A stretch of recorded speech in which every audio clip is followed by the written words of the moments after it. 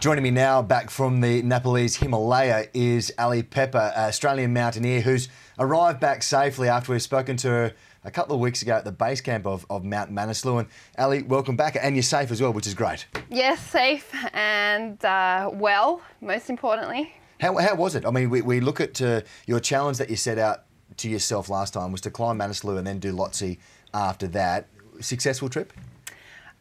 I didn't complete my goal, so I turned around on Lhotse, but I think I would prefer to measure the success in the fact that I'm still safe and alive with no injuries. Because you did have some dramas on the way there, didn't you, as well? There's a guy who got some poisoning through a camp. Silly. First rule: don't leave the fire on. I think you were saying in your website, and then obviously, when you tried to get up Lhotse, there was an issue there with some other climbers. There were quite a few stories from the mountain, shall we say, of misadventure, I guess is the best way to put it. So we helped in one rescue, Dawa and I, on Manaslu, of a couple of climbers that were in a snow cave, and they basically got carbon monoxide poisoning and help those guys out. That was pretty interesting.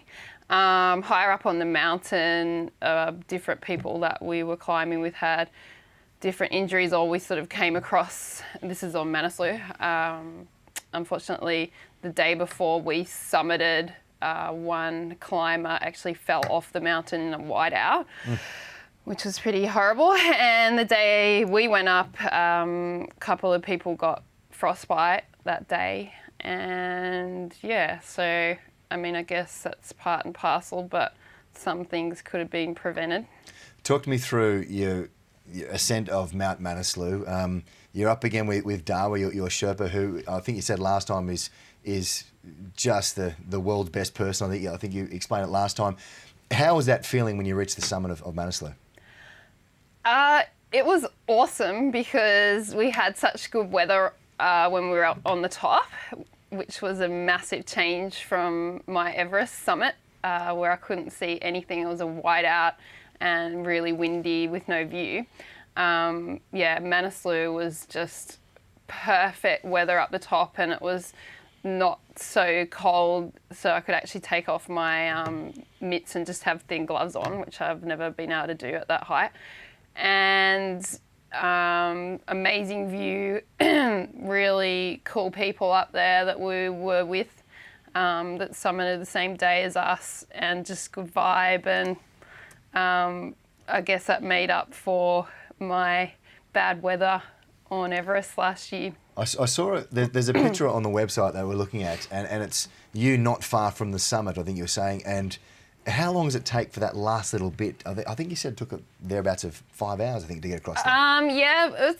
It looks like the summit's closed for quite a while on Manaslu, because once you get to about 7,400 metres, there's quite a long plateau, and there's not, like, a lot of it's quite flat, not that steep, and you think, it's really close now because it doesn't look so far away, but I'll actually play some video of how slow you walk when you're up there, and just you take one step and 3 breaths, and another step and 4 breaths, and then stop, and it ends up taking quite a long time. So I think we took about 8 hours to get across that plateau and up to the summit ridge. So the photos at the top there are absolutely incredible. The clear blue skies, as you mentioned, contrasting for what it was at Everest when you went across there. Did it all go to plan, Manaslu? Obviously it did. And how long did it take to get to the top of the mountain? It sort of went to plan, but not really in a way. I mean, look, we summited, but it took a really long time. And I guess our plan or our ideal itinerary was to summit 2 weeks before we did.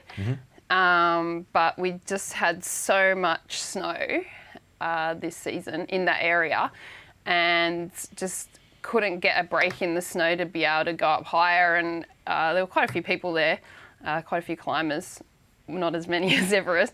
And we just, everyone was so frustrated waiting in the base camp, ready to go, but we just couldn't get a break in the weather. and the break in the weather came a lot later than most seasons. So we got up there and we just happened to be in the right place at the right time to go to the summit when we had a one-day weather window. So it was pretty lucky, really.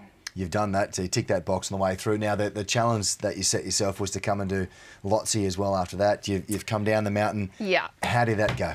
Well, Lhotse was the opposite of Manaslu. Lhotse didn't have enough snow.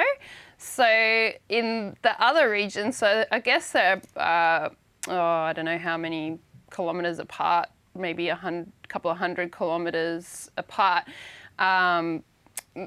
Lhotse and Everest had a really dry, windy season and very bad weather as well. So when I got to that base camp, most people had been waiting for like 2 weeks down the valley, just waiting for the weather window to open up and that they could fix the summit ropes up on Everest and Lhotse. And so the first weather window opened up on the 17th of May, and we arrived at the base camp on the 16th.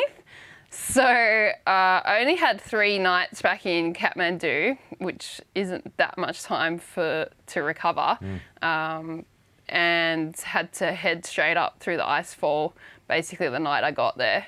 So I've saw the words on your website and you cried a bit. It was an emotional. There was a lot of crying. It was an emotional time for you. There was a lot of crying this trip. I only cried once when I climbed Everest, and that was just because I was feeling bad for Dawa because he had such a heavy backpack. But this trip, there was a few tears at different times, mostly in frustration. But on Lhotse, there were a few tears because I was so exhausted. And I guess I just didn't have a lot of time to recover. Like I said, in between Manaslu and Lhotse, and I was hoping I would have summited Manaslu a lot earlier, which would have given me more recovery time kind of thing. And I just didn't have that chance. I just had to go straight up. And I was feeling really good when I went through the icefall this year. To me, the icefall felt a little bit easier than it did last year, just technically, with less ladders and stuff like that. But once I sort of got up higher, I guess it hit me how exhausted I was. And I sort of got to a point where I just was so tired that I just had tears just streaming down my face. But I kept going. And yeah, look, I have to say, like, I tried as hard as I could. Let me ask you then how difficult it is to recover from a 2-climb mountain like you tried to achieve then, and will you be going again? That's the next question. Is it still the goal to do Manaslu and Lhotse back to back? Good question. I think like the problem on Lhotse was not just the fact that I was tired.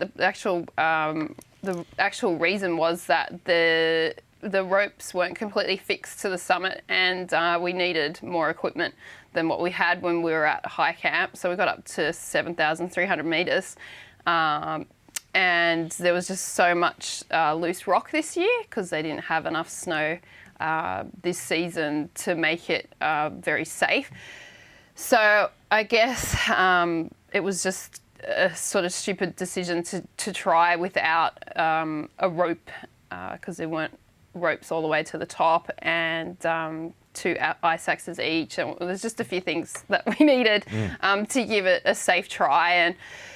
And look, I still feel like I guess when I came down from Everest, I had a feeling like it was such a hard trip because we summited in a storm. I never wanted to climb again, and of course I did. After a few months, feel like I wanted another challenge. You want to go back again, yeah? And I suppose after this trip, I don't want to do the same thing again. So what's next? So I guess or is it all in hiding at the moment? I do feel like Lhotse is still there. Yeah. It'd be nice to be able to have the opportunity to get back to that. And I suppose if I had the opportunity, I would be quite keen to go to Pakistan and attempt some high mountains there too. So I suppose I feel a little bit different than when I came down from Everest this time because I did really look after myself the trip. I don't feel as exhausted now as I did when I came down off Everest. So mentally, I feel like I could have another challenge. So we'll see. We'll wait and see. Well, Allie, great to see you back safely anyhow after conquering Manaslu, and it wasn't your fault about Lhotse. It was someone else's fault anyhow. We look forward to your next expedition, and we hope you achieve your goal next time. Well, thanks so much for following me, and I'm also raising money for the Australian Himalayan Foundation. I've mentioned that before. Just be nice to give back to the people that have helped me so much in the mountains. So if people want to have a look at my website and perhaps support that foundation too, that would be awesome. Very good cause. Allie Pepper there joining me there, who has an incredible climb up Mount Manaslu, and we looking forward to the next expedition that she does as well. Check out her website, alliepepper.com. Plenty of great photos on there as well. Back with more on Bigpond Sports Weekend after the break.